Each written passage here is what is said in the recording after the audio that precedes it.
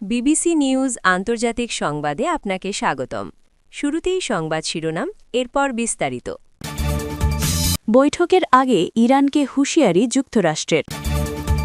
Putin তৃতীয় বিশ্বযুদ্ধ শুরু করেছে, জেলেনস্কি। ইউক্রেনকে পরমাণু অস্ত্র দিলে পাল্টা পারমাণবিক হামলার হুঁশিয়ারি রাশিয়ার। ইরানে হামলার শঙ্কা, গোপনে ইসরায়েলে উড়ে গেল মার্কিন যুদ্ধবিমান। দর্শক, এতক্ষণ শুনছিলেন সংবাদ শিরোনাম, এখন বিস্তারিত। বৈঠকের আগে ইরানকে হুঁশিয়ারি যুক্তরাষ্ট্রের। পারমাণবিক চুক্তি নিয়ে তৃতীয় দফা পরোক্ষ আলোচনায় বসতে যাচ্ছে যুক্তরাষ্ট্র ও ইরান। তবে এ আলোচনার আগেই ইরানকে কঠোর হুঁশিয়ারি দিয়েছে যুক্তরাষ্ট্র। বৃহস্পতিবার ২৬ ফেব্রুয়ারি বার্তা সংস্থা রয়টার্সের একটি প্রতিবেদনে এ তথ্য জানানো হয়েছে।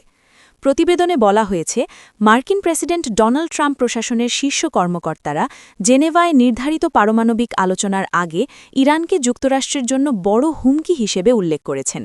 স্টেট অফ দ্য ইউনিয়ন ভাষণে প্রেসিডেন্ট ট্রাম্প ইরানের বিরুদ্ধে তাদের পারমাণবিক কর্মসূচি পুনরায় শুরু করার অভিযোগ তোলেন। তিনি দাবি করেন, ইরান এমন ক্ষেপণাস্ত্র তৈরির চেষ্টা করছে যা শীঘ্রই যুক্তরাষ্ট্রে পৌঁছাতে সক্ষম হবে। এছাড়া তিনি ইরানকে মধ্যপ্রাচ্যে মার্কিন সেনা ও বেসামরিক নাগরিকদের ওপর হামলার জন্য দায়ী করেন। ট্রাম্প সতর্ক করে বলেন, কোনো সমঝোতা না হলে ইরানের জন্য তা খুব খারাপ দিন বয়ে আনবে। পাল্টা হিসেবে তেহরান জানিয়েছে, হামলা হলে তারা অঞ্চলে মার্কিন ঘাঁটিগুলো লক্ষ্যবস্তু করবে। অন্যদিকে মার্কিন পররাষ্ট্রমন্ত্রী Marco Rubio Saint Kitts and Nevis সফরে সাংবাদিকদের বলেন, ইরান তাদের পারমাণবিক কর্মসূচি পুনর্গঠনের চেষ্টা করছে।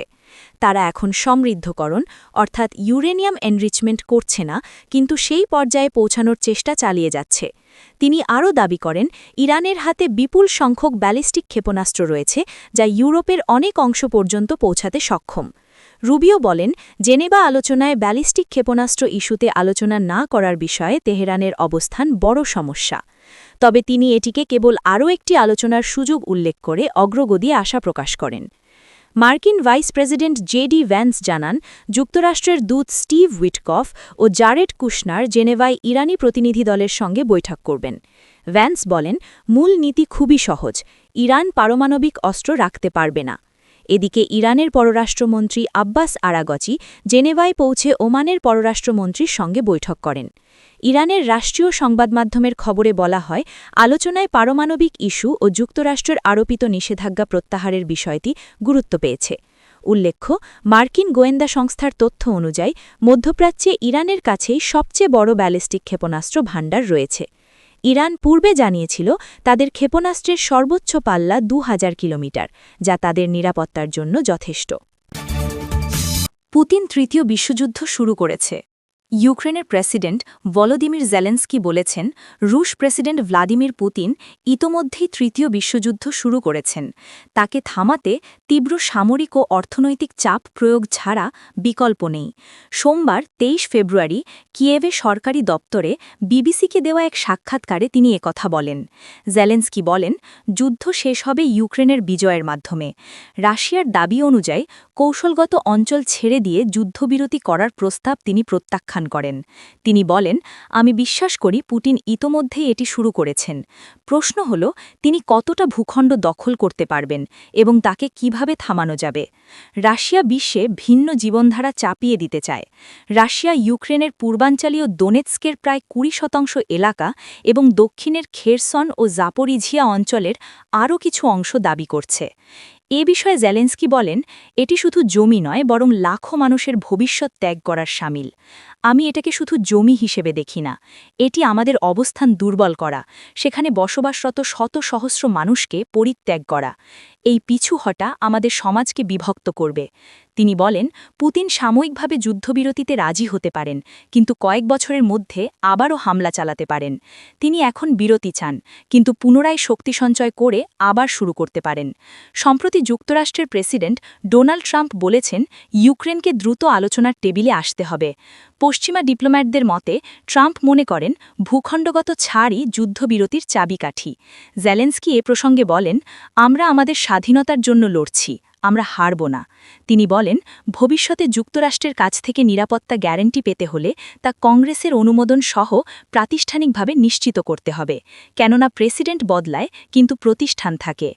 রাশিয়ার পূর্ণমাত্রার আগ্রাসনের পর জারি হওয়া সামরিক আইনের কারণে 2024 সালের নির্বাচন স্থগিত হয়।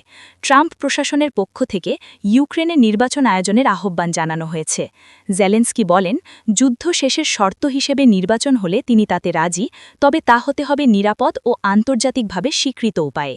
তিনি নিজে আবার প্রার্থী হবেন কিনা সে বিষয়ে বলেন, আমি লড়তেও পারি, নাও পারি। জেলেন্সকি জানান, আজ সবচেয়ে বড় সমস্যা আকাশ প্রতিরক্ষা। দুর্ভাগ্যজনকভাবে আমাদের অংশীদারেরা এখনও আমাদের নিজস্বভাবে প্যাট্রিয়ট সিস্টেম বা ক্ষেপণাস্ত্র তৈরির লাইসেন্স দিচ্ছে না। ইউক্রেনকে পরমাণু অস্ত্র দিলে পাল্টা পারমাণবিক হামলার হুঁশিয়ারি রাশিয়া।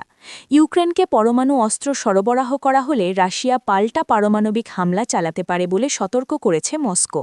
এমন হুঁশিয়ারি দিয়েছেন রাশিয়ার সাবেক প্রেসিডেন্ট ও নিরাপত্তা পরিষদের উপপ্রধান দিমিত্রি মেদভেদেভ। খবর তুর্কি টুডের। তিনি বলেন, যুক্তরাজ্য ও ফ্রান্স যদি ইউক্রেনকে পারমাণবিক ওয়ারহেড দেয় তাহলে তা সরাসরি যুদ্ধরত একটি দেশের হাতে পরমাণু অস্ত্র তুলে দেওয়ার শামিল হবে। এমন পরিস্থিতিতে রাশিয়া নন স্ট্র্যাটেজিক বা কৌশলগত নয় এমন পারমাণবিক অস্ত্র ব্যবহার করতে পারে।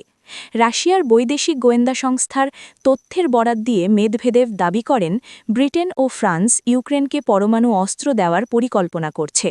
যদিও এ বিষয়ে পশ্চিমা দেশগুলোর পক্ষ থেকে আনুষ্ঠানিক কোনো নিশ্চিত তথ্য পাওয়া যায়নি। আলাদা এক বিবৃতিতে ক্রেমলিনের মুখপাত্র বলেন, এ ধরনের পদক্ষেপ আন্তর্জাতিক পারমাণবিক বিস্তার রোধ ব্যবস্থার জন্য বড় হুমকি হবে এবং আন্তর্জাতিক আইনের লঙ্ঘন। উল্লেখ্য, 2022 সালের ফেব্রুয়ারিতে ইউক্রেনে সামরিক অভিযান শুরু করে রাশিয়া। এরপর থেকে রাশিয়া ও পশ্চিমা দেশগুলোর মধ্যে উত্তেজনা অব্যাহত রয়েছে।